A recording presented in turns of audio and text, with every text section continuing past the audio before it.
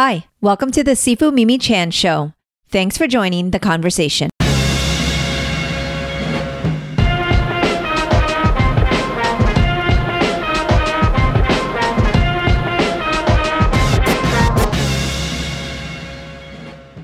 In this episode, I discuss the history and philosophy behind one of the most ancient Chinese kung fu weapons, the stick or staff. If you decide to join me on YouTube, you'll see some of the visuals that go along with this episode, but not to worry, loyal podcast listeners, video is not necessary. I hope you've been enjoying these episodes on traditional kung fu and stories of my martial arts journey. If you are, my favor as usual is to please continue to share this podcast with others. It would also mean so much if you would rate it and leave me feedback. If you would like to help keep this podcast going and support the work I do, visit my website or patreon.com/SifuMimiChan to become a patron of the show. For comments or suggestions, reach out on social media at Sifu Mimi Chan. Now, on with the show. Hello. Welcome to another Kung Fu podcast. Hopefully, those of you who have been listening thus far have been enjoying the traditional Chinese Kung Fu podcast that I've been putting out in terms of lineage. I've gotten into martial arts Sifus and masters, as well as a little bit about my training regimen and what my basics regiment was, and kind of the secret to Kung Fu. I should have titled the last episode that. And for me, the secret to Kung Fu was literally like the basics and working on the foundation. Today, I'm going to talk about something a little bit more exciting for some of you might enjoy. A lot of times we have students who come into the school or potential students who come into the school, and they're really excited to learn everything that you're seeing behind me. So they want to know about all the weapons. They want to know when they're going to get to learn the sword or the spear or the whip chain. And unfortunately, we have to break their hearts and let them know that it'll be several years down the line. And so I thought it would be kind of fun, since the last episode I did was so rooted in the foundation and the basics and embracing those ABCs, that I would give a little bit of insight into some of the more advanced training for us here at Walam Kung Fu anyway. So for us at Walam, we really follow a very traditional curriculum. It usually takes about a year before you get to your first weapon, sometimes earlier if you are an avid practitioner and you're training all the time, you come to a lot of classes. So everybody's a little bit different. And for those of you who are joining me on video, you will see that I am here at the Walam Kung Fu Temple. So I am on site today. I'm not sitting in my gym at home. Instead, I am in the very dead heat of the summer inside a non-air conditioned Kung Fu temple. So I'm really roughing it for my podcast. So I hope you guys appreciate it. In any case, again, all of these weapons here are always really super exciting for practitioners. And for me in particular, there's a few weapons here that resonate. I remember that first time I actually started my weapon, and I think I was under 10 for sure. I don't remember how old I was, but I remember about how high I was. And so my first stick was not this stick, but this stick here, for those of you joining me online, is probably about the height of the stick that I had.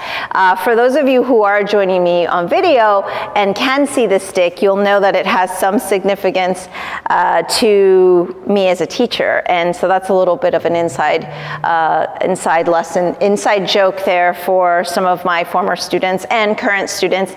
This is they call it the white stick, literally because it's just painted white, and I don't really know why, but it is a stick that we have here at the Kung Fu School, and honestly, it is my teaching stick. So I often was found walking around with this stick, correcting stances and correcting students with it, and that's all I'll say about that, because I think it can be a little revealing as to my teaching methods, but the stick is a really important weapon here at Walam, but also in Chinese Kung Fu. There's 18 classical weapons, but there are 4 really important weapons, and that's the stick, spear, broadsword, and straight sword. So there's a book by my father, Grandmaster Chan, on the stick and the flute, but we're talking about the stick today. And before this podcast, you know, I kind of called him and was kind of picking his brain, and maybe one day he'll be kind enough to join me on one of these podcasts, but not quite sure I'll convince him. But he sometimes humors me, and he kind of gave me a little bit of a poem about the 4 important weapons. And my Cantonese is not very good, so you have to excuse me, but it's Do Wai Fu, Kim Wai Mo, Cheng Wai Soi, and Guan Wai Fu again, or Zhou Fu.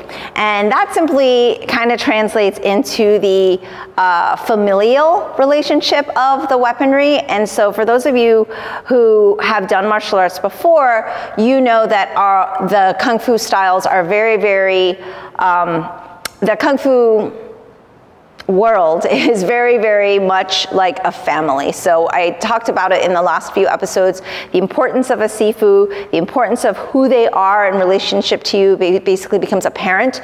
The Kung Fu brothers and sisters in your Kung Fu family are called as such. So literally you call someone older Kung Fu brother or younger Kung Fu brother, older Kung Fu sister, younger Kung Fu sister. So it's all very, very much family names. And the weaponry is very similar. So the stick, or the guan, or in Cantonese it's guan, and then in Mandarin it's more like gun. So that is the grandfather of all of the weapons, and its spirit animal is the dragon. And I like to say spirit animal or symbol because for me, I really feel like it embodies like what the weapon is about and what it entails, but also like a little bit about the movement. So for anybody that has hopefully maybe followed me on IG, you'd see I've done a little bit of stick and spear movements, and you can see that there's a lot of fluidity to it. I have a spear right here actually for you to see, for those of you who are joining online. And the spear especially really encompasses a lot of fluid and sneaky movements. And so I do think it encompasses the dragon, which is the stick and the spear spirit animal. And of course, this spear, we say king, but it also could be known as like the general. So in Chinese, I think a lot of those words and that titles can be a little bit in the old school philosophy, very interchangeable. So you may hear it as both, but basically it's kind of more on the military side versus the family side. And the stick is the grandfather, because if you'll notice, the stick and the spear have similarities. Basically, the spear is a stick with the blade on top of it, right? And so the grandfather of all weapons is because so many other weapons come from the stick. We'll see army sword, we'll see the kwando or the munti shovel, the snake spear, the tiger fork. All of those are basically a stick with a blade on top of it. And I think it's really fascinating because it's such a simple weapon, but at the same time it is very, very versatile. So it's kind of interesting that from the stick, we get so many other variances of weapons, and there is that basic. So once again, kind of referring back to that first episode where I talk about the basics and the foundation and how important it is, as you go into weapons training, it's equally, if not more so important that you have that stance work and your body movement foundation. But when you go into weapons, for us, the stick being the first weapon, being the grandfather, being the first one you learn here, makes a lot of sense, because essentially that will set you up for a multitude of weapons. So if you can hear that background noise, you know I'm out in the nature. I'm at the Wallam Temple, and there might be some trucks coming by right behind us. Hopefully it's not picking up too much, but in any case, I got a little distracted there. One of the things that I really love about the flute and stick book that my father wrote is a little bit of the history, and this is going to be like storybook reading with me. And I think it was fascinating to me as I went back and reread this, because I've read these books several times now, but the thing that's interesting was unique characteristics of primates, monkeys, apes, and humans is their ability to grasp sticks for use as tools and weapons, right? So just even thinking back to like the fundamental like basic of human capability is our gripping ability of a stick. And so it's just kind of telling that that would be the first weapon, that would be the grandfather of all weapons, and there's so much kind of depth to that. And I remember the first time that I learned stick, I was excited like any other human would be to get their first weapon, but I just remember it feeling very natural, and I think that's just because I was able to kind of see it a lot, see it in practice a lot. And so for practitioners, I think it's important to be kind of absorbed into the culture of what you're doing, into the tradition of what you're doing, and to, you know, watch and observe. However, it is not okay to watch and try to learn from observing. Like, that's why you have a Sifu, and that's why you get taught all of your movements. And for me, for sure, I think there was probably instances when I was little that because I was around it so much, I was able to kind of catch on and learn and kind of go past where I was supposed to. And then I was reprimanded pretty quickly for that. So another really cool thing that I learned while reading the book is the difference between, you know, the stick and the spear is that you'll see the depiction of the spear, as I said earlier, a lot in military settings, a lot in the army, a lot in the protection of the imperial palace and things like that, whereas the stick kind of, you think about like Shaolin temple, you think about stick. And the reason, of course, is because the Shaolin monks were kind of against violence and bloodshed, and so the sticks don't have that blade on the end, whereas of course the spear does, and kind of showing that difference of being able to have this martial weapon for, you know, for practice, but for self-defense and for use, but not emphasizing kind of the bloodshed aspect of it, and having that kind of that Buddhism and having that philosophy of self-defense and not attacking to kill. So I thought that was really interesting that they kind of became known for using the weapon to defend themselves against bandits, and also against officials of the state. So you'd often see the stick versus the spear, and it was a really turbulent time, right? And so it's really fascinating to me that we're looking at kind of back to, what, 377 AD, and or maybe even before that. And if we're going back to primates being able to hold weaponry, that this many years later, thousands of years, that we're still holding on and utilizing these weapons in a traditional manner, and kind of having that connectivity to the past. And I know that kind of goes back to the first episode where I talked a lot about lineage and having something that's deeply rooted. I think that's really unique to traditional Chinese martial arts. So in addition to the wellness and the martial aspects and the actual Kung Fu itself, for me, one of the things that's been important is really having that connectivity to something deeper and having that meaning behind everything you do. When we teach Kung Fu, we often talk about movement with purpose, movement with intent. And yes, that can mean like when you go to throw a punch, make sure you're doing it strong and with intention, like you're gonna quote unquote hit something, or block, like you're defending yourself. But for me, there's so much intention behind wielding a weapon that has thousands of years of history, that has a past, that has connectivity to so many different places over and spanning a period of time.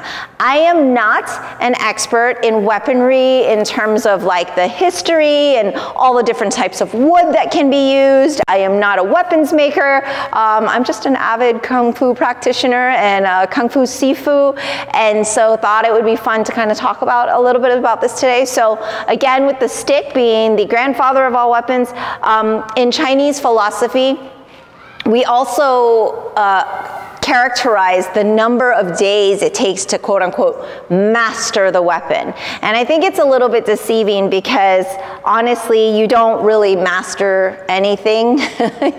you can get and achieve a certain level, but it certainly takes a lot more time and practice than what we kind of described. So the stick is at 100 days, and that seems kind of minor. I do believe when they said master, I do believe they're talking like all day training. This isn't just like, hey, I picked up the stick and I worked on it for like 10 minutes, so that counts as day one. So 100 days to master is not too bad, which means, you know, it is the foundation. There's basics to it. The spirit animal or symbolic animal is the dragon, and it is the grandfather, right? And so behind me, I specifically picked this setup for those of you who are watching on YouTube. For those of you listening, you can just imagine I have a plethora of sticks behind me of all different sizes, of all different ranges and different woods. So we've got waxwood, we've got like bamboo rattan, we've got hardwood in here somewhere, and so they're all very, very different. And in all honesty, over the years, I think we have just a collection of it because practitioners have different preferences. You know, some of the waxwood style sticks will have a little bit of flexibility to it, even though it's very, very firm. There's still a bit of a bend to it, and so a lot of times people like that. The bamboo type sticks as well also has a little bit of flexibility. Sometimes they're finished, sometimes they have kind of a polish on them, and some of the hardwood sticks and some of the other types of woods don't really have as much bend. So a lot of the modern martial arts like wushu and a lot of the more modern prefer the waxwood because of that, you know, flexibility. And a lot of times the spears are made with the waxwood. I think also to kind of emulate that, you know, that dragon, movement. So there's a lot of flexibility in it, and it's really nice for sliding, which in spear there's a lot of sliding, and so it makes it a lot easier because sometimes some of the other widths of the woods and the stickiness of them can be kind of challenging. And so today I'm really focusing in on kind of those differences, but also the similarities, right? So essentially, like I said earlier, you could literally take the blade and the horsehair and put it on a stick and be like, hey, now we have a spear. But we do have different kind of variances in heights. A lot of people always ask, like, what's the right size for me? What's the right height for a stick? How tall should my stick be? And really, there's so many different styles. So there are sometimes weapons that you can use as a short stick. There's short stick form, so there's some that should be short because it's specifically. There's also long. I don't know if the shot behind me can see, but way back there are master sticks, which are, I want to say 8 feet long or something. They're pretty long, and that's like super, super long pole, they call them. And then, but generally speaking, we like to have our students kind of measure to the top of their wrist when they raise their hand up straight. And that kind of for our basic Wallum stick form anyway. I know every style is very different, but for our basics form, that's going to be a good height for you so that you have the range, because it is a long range weapon. We consider this a long weapon. We consider something like a broadsword a short weapon. So it is a long range weapon. So you want to have that distance for when you're doing you know, your stick work. So for a traditional like basic stick, we kind of say that that's the height. Again, there are forms that utilize the stick shorter, and that's kind of a short stick form, but we would still consider it a long weapon. And so yeah, again, it's super personal as to exact height. If you're doing fight sets, we often make them a little bit shorter because just for functionality and for speed and for timing with your partner and distance, sometimes the shorter weapons really kind of play better for camera anyway. So that's a little bit about the heights and a little bit about the different types of woods. And I actually thought about doing a segment on the stick because my husband and favorite co-host of all time, Oscar, said that I should. He listened to me actually give a talk for a workshop I recently taught, and it was like a ground zero about stick, about the significance of it and how to utilize it. And he was like, oh, that whole intro you did on the history of it's really important. But naturally, because I like to be over-prepared and I like to kind of look into things, and it gives me a chance to go down that rabbit hole and learn a little bit more, I pulled the book back out and I was like, oh, what else can I share with my wonderful listeners on the stick? And in addition, I also called my dad and harassed him a little bit, which is always a lot of fun. One day, I think I might record one of the phone conversations or video one of the times where I'm basically harassing him with all these questions. And he's like, why do you want to know? I don't know. It's because that's the way it is. It's the philosophy, man. And then he'll tell me, don't you know, my Sifu would just sit there on his bench sometimes eating a bowl of rice or smoking opium or just sitting there watching. We didn't get to ask him questions. You're so lucky you get to ask me all these questions. I don't necessarily have the answer though. And I love that. I love that about my dad because he is not one of those masters who is a know-it-all, who's like, oh, wait, let me come up with a very mysterious and mystical Kung Fu master answer. I mean, don't get me wrong. He's done that in the past, especially when it comes to things that have to do with good luck. When it comes to good luck, man, anything that he wants me to do, he's like, it's bad luck if you don't do it. You know, I know I'm tangenting right now, but literally, Oscar and I, we love white rice. We eat rice all the time. Jasmine rice only though, because we're rice snobs. But you know, there was a time we were like, okay, you know, we're getting a little older. We need to like lessen our rice intake. Like we'll still eat rice, but maybe not so much. And he actually is the one that buys me my rice because he gets it from the special store and they know him and it's his moment to say hello to people. And in all honesty, I'm really lazy and I hate going to the Asian grocery stores, so embarrassing. But he was getting mad at us for not eating enough rice, and he told us that it's really bad luck if you don't have rice in your home. So if your home is ever without rice, then it's bad luck. And I'm not sure I buy that one. But when it comes to Chinese Kung Fu, weaponry, philosophy, and understanding, he has had so many conversations throughout his lifetime in his 80+ years with masters from all over the world, but particularly in China with people that don't have these conversations with anyone openly, right? He's built relationships with people that had a lot of lineage that really went close to Wang Long and the praying mantis system, and that had books and manuscripts and scrolls and things. And you know, he always said his big regret was that he didn't go to school long enough to be able to read at a high level, because so much of the calligraphy, I'm trying to look, those of you online with me looking around, because there's so much calligraphy here in the temple, but I'm on a stationary camera so we can't like do a walking tour, maybe next time.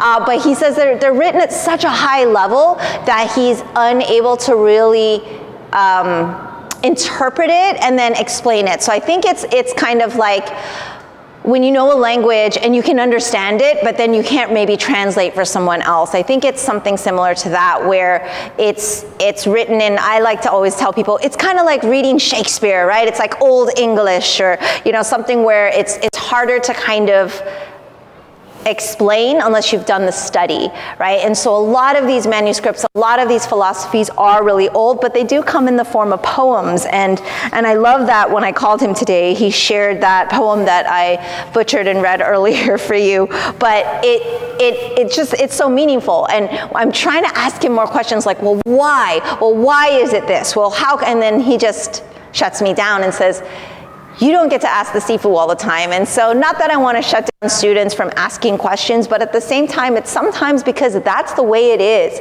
right? That's the culture and the tradition that's passed down. And when you're talking thousands of years ago, honestly, do we really have that answer? Like, I know that there's resources out there on Wikipedia that might disagree and call the sword a different animal than I'm calling it, or maybe not any, or call it, you know, or say it takes X amount of days and stuff. And it may be different from what I'm saying, right? But I'm going by my family style. So to me, it doesn't really matter what's being kind of expressed out there, because I do know where my father got his information from, that he is a source, that he is very, very knowledgeable. And I'm so grateful that I've been able to literally, like right before I recorded this, just call him and ask him all these questions, and him to basically laugh at me and yell at me a little bit and then just say, it's fine.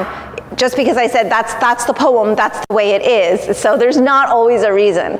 I think I've told this story before, but my mom was also one time asking a bunch of questions about the praying mantis system and about like the connection between, you know, maybe this type of mantis hook or plum flower to the, you know, to the 7-star, like how is it all related? He goes, oh, I know what you can do. And she's like, what? He goes, call up Wang Long and ask him, which for those of you who are martial artists know, that is the founder of the praying mantis system who, you know, allegedly had studied a mantis movements, you know, and couldn't defeat his opponent at the Shaolin Temple. And after studying this, learned all these moves, came up with his style. And so like there's this fable behind, not fable, this is what we believe is what happened. But, you know, there's stories about like this master and from, you know, hundreds of years ago. And my dad's answer to my mother was, oh, you want to know about the plum flower versus the 7-star mantis, you know,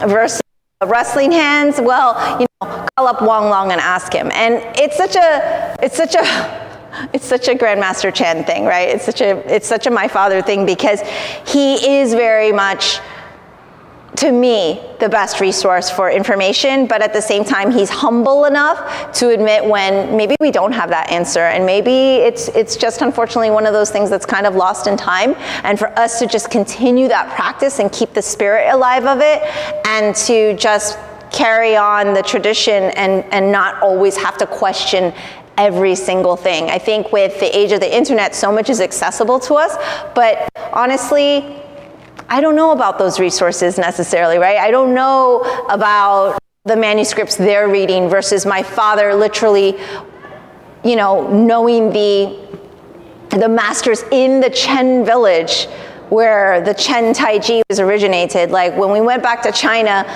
he has this relationship with that family line, and unfortunately a lot of them are now gone. But in 2001, we took a tour, and it was one of those days where half of the students were like, I want to go shopping and buy souvenirs. And we're like, absolutely, you should do that. We want to be able to provide kind of a well-rounded tour, because in the 80s and the 90s and the 2000s, we would be taking tours every other day to China, every other year to China. And one of those times, you know, we had kind of a split where we said, some of you, if you want, we're going to go to a Tai Chi village. Everybody else can go shopping. And the majority of I think it was like 60-something people went shopping, and then like a very small handful of us went on the huge bus over to the Tai Chi village, which happens to be the place where Chen Tai Chi was originated, and I don't know if it's like right there, but the family, the lineage of Chen Tai Chi was there. And I kid you not, we are driving down a highway, then it becomes like a small town, then it becomes a single lane dirt road, then it becomes us driving through a cornfield. I don't know if it was corn, but in my mind, that's what it looked like. It literally was just like, you know, eye-high level of shrubbery. Again, I don't know my vegetation very well, but it was like we're in the middle of a cornfield, and all of a sudden this huge motor coach bus makes a left, and in the middle of this is this village, and we met the most incredible Chen Tai Chi masters, and we were privileged and honored to be in the presence of this excellence and tradition, and we never actually went back there again. And again, like I said, so many people have passed away, but these are the experiences that are priceless and that are hard to replicate by someone just going on Wikipedia and maybe reading a book from a book from a book, probably even from this book, and trying to gain that knowledge of, here's what happened, here's what they said. Whereas I know that my father was in the room with a lot of the people that have generations and generations of storytelling. And isn't that what this is anyway, is stories being passed down, and you know, hopefully they retain their accuracy, but they are just stories being passed down. And the thing about it though is that we practice the best we can with the best intentions, and And what's kind of cool about this book in particular that I'm looking at for those of you who are watching on YouTube is that, you know, kind of breaks down like, okay, well, in the Ming Dynasty, we're talking 1360s, you know, the Shaolin Temple really, you know, kind of started to become famous for its fighting arts. And at that time, this is also where our 4th generation Grand Master was studying as a warrior monk, and he learned techniques from the Shaolin monks there. And here it says, when his side lost in their attempts to expel the Manchus, he shaved his head and became a monk of the Walam Monastery in Shantung. And as mentioned earlier, Qin Yang then passed on that style to Lei Kuanshan, who then passed it on to Chan Pui, which is my father. So it's just really cool to be able to kind of see like there's this direct lineage. I talked about the importance of lineage last time. I talked about the importance of knowing you're connected to something deeper and greater and remembering where you came from and knowing your roots. But I love that this is kind of just very simply laid out about the history of the stick and how like that has literally come into us today. And so then now my father passed that on to me, and then now I get to pass on the knowledge that I have and I continue to try to grow and learn from to my students. And I have students now who have certified in what we consider our system, and they're passing it on to their students. And so this is where we have generation and generation and generation that continues on, and that's super inspiring. And it has been a really tough few years, but even these last few months, a lot of you who follow me and listen to this podcast know I've had quite a few rant episodes. I've had quite a few things that drive me insane, but I really enjoyed doing these episodes and podcasts on the Kung Fu tradition, on some of the stories that I've been privileged to be a part of, and I hope that you're enjoying them too, and I hope that they do bring you a little bit of inspiration, a little bit of a break from the noise, and a little bit of connectivity for those of you who are Walam practitioners, for those of you who are martial art practitioners.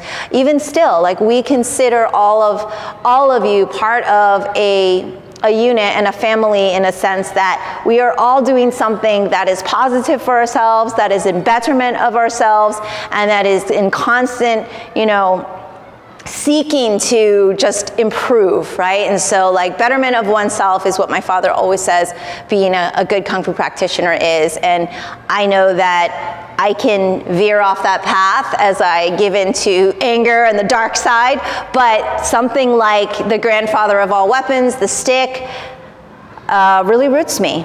And a lot of times I know it's called staff, but my dad calls it the stick, and so that is what we do. But for sure, I needed a little bit of that routine, so thank you for listening to me go on and on and on about it today. If you enjoyed this, let me know. I'd love to hear from you. Otherwise, I'm just going to keep doing them because, as I said, there's 4 main weapons. We talked a bit about spear, but I didn't get too far into it today. Maybe next time. And we have a lot of weapons here at the temple to cover. So if you love this, let me know so I can continue on. And those of you who have reached out, thank you so much for your encouragement and for your comments. It is meaningful. Those of you who don't like it, you're open to your opinion. That's fine too. But I want to give a special shout out and gratitude to all of my patrons who help support this podcast. It has been very challenging, to be honest, to get these out every single week. I don't have a huge team, but thanks to my patrons, I have a team, which makes it a lot more feasible for me to get these podcasts out to you, but it also makes it feasible for me to do the work I do in the community for all the causes that you know that I have been supporting and working towards. So huge shout out. Thank you so much to all of the patrons that support me on Patreon. If you'd like to be one of them, you can sign up. The link will be on this website, but also in the show notes. So thanks, everybody. Have a great day. That's all for today's episode. Thanks for listening to the Sifu Mimi Chan Show. Please subscribe and rate my podcast on your platform of choice and leave a review. You can become a patron of the show at patreon.com/SifuMimiChan to help keep this podcast going. Follow me and interact on social media at Sifu Mimi Chan on Instagram, Twitter, or Facebook.